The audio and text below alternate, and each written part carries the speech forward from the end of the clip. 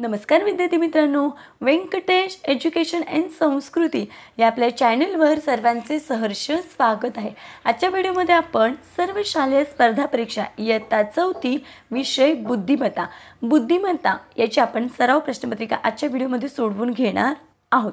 Video सर्वांनी शेवटपर्यंत बघा, कारण यातील प्रत्येक प्रश्न आपल्या परीक्षेच्या दृष्टीने महत्त्वाचा आहे आणि यातील प्रत्येक प्रश्न आपण स्पष्टीकरणासहित सोडवून घेणार आहोत। याचा मुलांना नक्कीच अभ्यासामध्ये फायदा होणार आहे याची खात्री मी आपल्याला देते। व्हिडिओला सुरुवात करूया। आपण सुरुवात करायच्या आधी व्हिडिओ आवडल्यास व्हिडिओला लाईक करा। बघा, इथे आपल्याला इथे पहिला प्रश्न दिलेला आहे। दिलेल्या अक्षरमालेतील आय या अक्षराच्या उजवीकडील 6वे अक्षर कोणते? आता बघा, आय कुठे इथे आहे आणि आपल्याला माहिती आहे आपली जी उजवी बाजू ती पुस्तकाची उजवी बाजू, आपली जी डावी बाजू ती पुस्तकाची डावी बाजू। मग आयची उजवी बाजू म्हणजे इकडे, मग उजवीकडचं 6वं अक्षर विचारलं आहे। मग 1 2 3 4 5 6, मग 6वं अक्षर कोणतं आहे? तर 6वं अक्षर आहे ओ, पर्याय क्रमांक 1। पुढचा प्रश्न, भ प व रा या अक्षरांपासून तयार होणाऱ्या अर्थपूर्ण शब्दाच्या उलट अर्थाचा शब्द खालीलपैकी कोणता? बघा, या शब्दापासून कोणता शब्द तयार होतोय? तर पराभव हा शब्द तयार होतोय आणि याच्यापासून उलट अर्थी विचारले म्हणजे याचा विरुद्धार्थी शब्द। मग पराभव, हार म्हणजेच पराभव। अजय नाही, पराजय येईल का? नाही, मग काय येणार आहे? जय येणार आहे।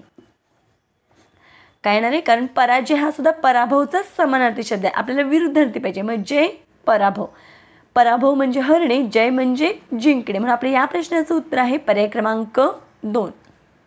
पुढचा प्रश्न, पुढील संख्यामाला पाहून विचारलेल्या प्रश्नांची उत्तरे लिहा। आपल्याला ते संख्यामाला दिलेली आहे।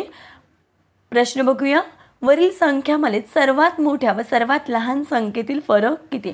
मग या संख्यामालेमध्ये सर्वात मोठा अंक आहे 90 आणि सर्वात छोटा अंक आहे 15। फरक विचारला म्हणून मग काय करायचे? वजाबाकी। 0तून 5 काही जात नाहीत, 0 कट केला, वर घेतला, या 9तला 1 आपण इथे घेतला, इथे राहिले 8। 10तून 5 गेले, इथे राहिले 5। 8तून 1 गेला, इथे बाकी राहिली 7। मग आपलं उत्तर किती आलं? तर 75। मग 75 कुठे आहे? तर पर्याय क्रमांक 3 मध्ये, म्हणून आपल्या या प्रश्नाचं उत्तर आहे पर्याय क्रमांक 3। पुढचा प्रश्न बघूया। पुढचा प्रश्न आहे, वरील संख्यामालेत आलेली वर्गसंख्या कोणती? मग संख्यामाले कोणती वर्गसंख्या आलेली आहे? तर 36, कारण 6 6 36, बाकी हे सर्व काही वर्गसंख्या नाही आहेत। मग कोणती वर्गसंख्या आहे? तर 36, कारण 6चा वर्ग आहे 36, 6 6 36, म्हणून आपल्या या प्रश्नाचं उत्तर आहे पर्याय क्रमांक 4। पुढचा प्रश्न बघूया। बघा, खालील प्रश्नात गटात न बसणारे पद ओळखा। इथे आपल्याला दिलेलं आहे सूर्यासाठी, बघा, सूर्य, चंद्र, शशी आणि सोम दिलेला आहे। आता आपल्याला माहिती आहे चंद्र, शशी आणि सोम याच्यामध्ये बघा, चंद्र, शशी आणि सोम हे सगळे चंद्राचे समानार्थी शब्द आहेत आणि सूर्य हा वेगळा आहे, म्हणून आपल्या या प्रश्नाचं उत्तर आहे पर्याय क्रमांक 1। पुढचा प्रश्न बघूया। 15 27 32 आणि 45, आपण जर या संख्यांचा विचार केला तर बघा, 3 5 15, 3 9 27 आणि 32। आता 32 ही 3च्या पाड्यातली आहे का? तर नाही आहेत, आणि 15 त्रिक 45, म्हणजे 15 27 आणि 45 या 3ने भाग जाणाऱ्या संख्या आहेत किंवा 3च्या पाड्यातल्या संख्या आहेत, म्हणून मी इथे वेगळं काय आहे? तर 32, पर्याय क्रमांक 3 हे आपल्या या प्रश्नाचं उत्तर आहे।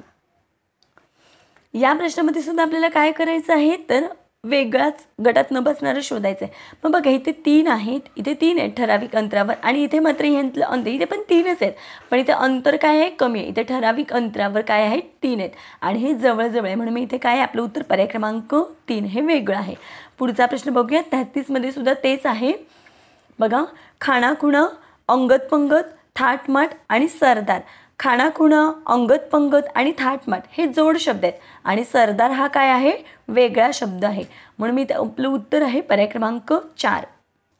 पुढचं बघा, इथे C M H आणि L याच्यामध्ये बघा, C हा वक्र रेषांनी काढलेला आहे असा, आणि M हा उभ्या आणि तिरक्या रेषांनी काढलेला आहे, H पण हा उभ्या आणि आडव्या रेषांनी काढलेले आहेत। या बाकी सगळे आहेत ते रेषांनी काढलेले लेटर्स आहेत आणि हे मात्र वक्र काढलेलं आहे, त्याच्यामुळे काय वेगळं आहे? तर पर्याय क्रमांक 1 C हे लेटर वेगळं आहे। पुढचा प्रश्न बघा, खालील प्रश्नात प्रश्नचिन्हाच्या जागी क्रमाने येणाऱ्या पदाचा पर्याय क्रमांक लिहा. बघा आपल्याला संख्या काय दिलेल्या आहेत, 5, 7, 10, 15 आणि हे 22 आणि इथे आपल्याला प्रश्नचिन्ह, मी इथे ब्रॅकेट लिहिते म्हणजे आपल्याला संख्या लिहायची आहे. आता 5 आणि 7 मध्ये कितीचा फरक आहे, तर 2चा फरक आहे. 7 ते 10 मध्ये 3चा फरक आहे आणि 10 ते 15 मध्ये 5चा फरक आहे. 15 ते 22 मध्ये 7चा फरक आहे. आता बघा या सगळ्या घेतल्या तर विषम संख्या पण आहेत आणि घेतल्या तर मूळ संख्या सुद्धा आहेत. सॉरी, विषम नाही, मूळ संख्याच आहेत, कारण 2 ही काय आहे, मूळ संख्या आहे. मग या सगळ्या काय मूळ संख्यांचा गट आहेत, क्रमाने येणाऱ्या मूळ संख्या आहेत. मग 7च्या नंतर कोणती मूळ संख्या आहे, तर 7च्या नंतर 11 ही मूळ संख्या आहेत. मग 22 अधिक 11 बरोबर उत्तर किती येते इथे, 33. म्हणून आपल्या या प्रश्नाचं उत्तर आहे पर्याय क्रमांक 4, 33. पुढचा प्रश्न बघा, इथे आपल्याला आकृत्या दिलेत आणि क्रमाने येणाऱ्या आकृती म्हणजे इथे कोणती आकृती येईल ते आपल्याला काढायचं आहे. मग इथे एकच फूल आहे या डायरेक्शनने आणि इथे आधीचं हे फूल आणि इथे एक वाढलं आहे आणि त्याच्यापुढे इथे एक वाढलं आहे. मग आता या आकृतीमध्ये इकडे एक फूल वाढेल. फुलांची जी टोक आहेत, फुलांचे जे टोक आहेत किंवा पाकळ्या आहेत त्या 4 कोणांमध्ये 4 आहेत. मग इथे बघा पर्याय क्रमांक 3 मध्ये बघा हे 4 कोणांना 4 आहेत, म्हणजे इथे ही एक आकृती वाढलेली आहे, म्हणजे या बाजूची आकृती. म्हणून आपल्या या प्रश्नाचं उत्तर आहे पर्याय क्रमांक 3.